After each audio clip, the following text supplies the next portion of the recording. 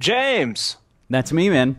how are you, buddy? Doing well. Good to hear you again. Welcome back to the Bob Tuskin Show. Of course, James joins us the first Wednesday of every month, and how appropriate we start the month off with a Wednesday. And yeah, here it is, June 1st, and this is for anybody keeping score at home. I guess this is our third appearance. Who's keeping count? I guess I am. I think it's our third. I guess you are. That's right. Well, yes, it's your third appearance of soon to be a Google more, and geez, there's a lot to talk about. We've been taking the week off, spending some time, just living life for a change rather than Yeah. going through the news. I was able to take Monday off, and as most people did for Memorial Day, get out in the sun and on the river and spend some time with good friends and just enjoy myself. Because after all, that's what we're fighting for in a sense. We're fighting for the ability to do these things that we take for granted that the elite pedophiles don't want us to be able to enjoy. So I'm on a hiatus myself through this week, and this is actually my only sort of media appearance. We didn't do New World Next Week this week, and I'm going to take this week off from my live radio show. But I worked Monday, but it was double time, so you won't really hear me complain about that. Nice. But something else, and this I think speaks to what you were just talking about, still about ultimately enjoying yourself, because that's what we're trying to kind of fight for and express about. I went to a concert last night. I'm going to go to another concert here in just a couple of days. And that's something for me is, kind of really important to kind of feel that and enjoy that, and for at least a little while, Absolutely. get out there Music's and awesome. and not think about What are you the gonna see? news. Last night I went to go see a band called Chick Chick Chick, and you may know them as 3 exclamation points, which is actually their official band title. And they're kind of a dance rock band. They had just played Sasquatch, which is a big festival here in the Pacific Northwest that just happened this past weekend. But it was in a tiny club, and it was pretty much a fun dance party. And again, not kind of electronic, all done with live instrumentations and guitars and saxophones and drums and fantastic. So the next show coming up this Sunday, I'm going to go see a band called Sloan, which have got to be one of my favorite bands in the world. They just put out their 10th studio record and are essentially on their 20th anniversary tour. They've always kind of been the little band that could. They're out of Halifax, Nova Scotia.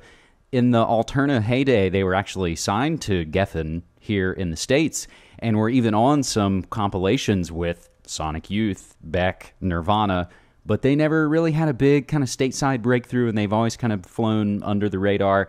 And it's a four-piece band, but they all sing, they all write songs, they all play. Conscious lyrics? Any lyrics about what we talk about or no? No, not so much. It's mostly kind of a power pop, very, very beatly, very maybe almost. I don't understand why people can make good music and also have an uplifting message that has to deal with real things and not just this, vanity. That's one thing I can't get over these days. I love instrumental, Yeah. pieces. I love great instruments and harmonies and that kind of thing. But if you're gonna have lyrics, why not make them conscious? And the band Chick Chick Chick, actually, a lot of their lyrics sort of, or at least kind of quasi-political and social. They do have song titles called, Hey, not No, to go ahead. interrupt, but the topic of conversation has come up a few times this weekend amongst myself and friends. Has mainstream music like the Beatles and the Grateful Dead and even Bob Marley to a certain extent, whose music was very conscious and very uplifting, and he even reported that he would not sell out to the CIA in one of his songs, Rat Race.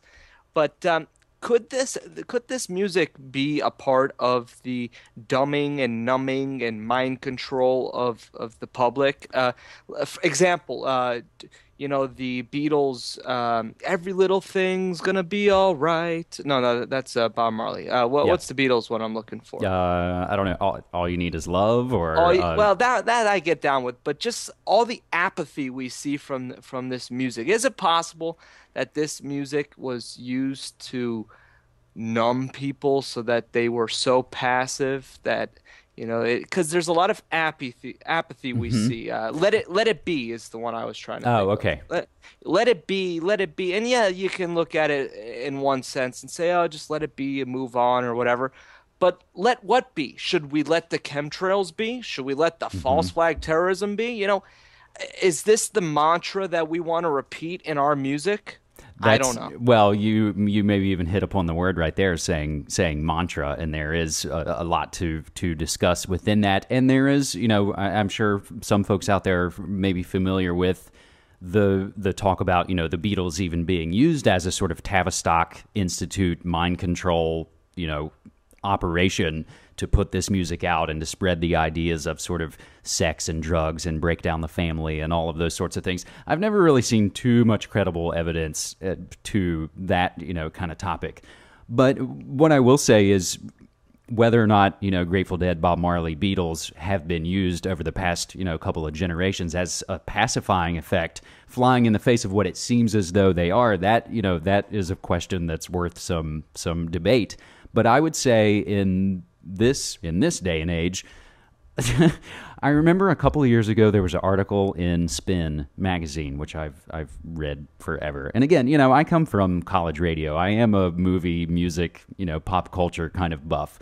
It's only now and only through the last almost decade of amateur research into alternative media and alternative history that I can view the media and the pop culture with now a better and kind of sharper lens, if you will. But there was an article in Spin kind of bemoaning the fact of like what has rock and roll become, and the article began with big splash photo of two different rock stars, and the one on the left was Tommy Lee from Motley Crue in their heyday, with whiskey in his pocket and no shirt on and a cigarette up his nose and just the kind of rock and roll look. And then on the other page was, I guess, that year's kind of rock guy that was on American Idol, who was this sort of clean cut. Yes, he had some black leather on and maybe some facial stubble, but it was essentially saying that rock and roll isn't dangerous anymore.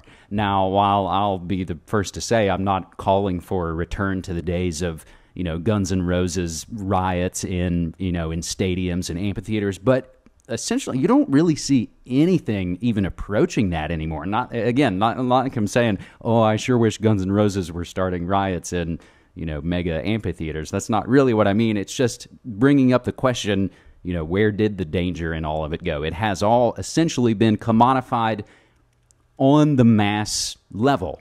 Are there underground scenes all across the world? You bet your butt there are. Hmm. And they're And only growing and getting bigger, hopefully. right. So I would never be the one to say, the music today sucks, or the films today suck, No, which like you can always everything, say that. Exactly. there's good and bad with everything, and we see conscious artists out there like Payday Monsanto and others, using their music to get out the good word. All right, when we come back, we'll continue talking with James Evan Pilato, and I'll also ask the question: did Paul die in a car crash? I love the Beatle conspiracy stuff. It's fun. All right, and we'll talk about some news, the Sears Tower, other stuff coming up. This is the Bob Tesla Show.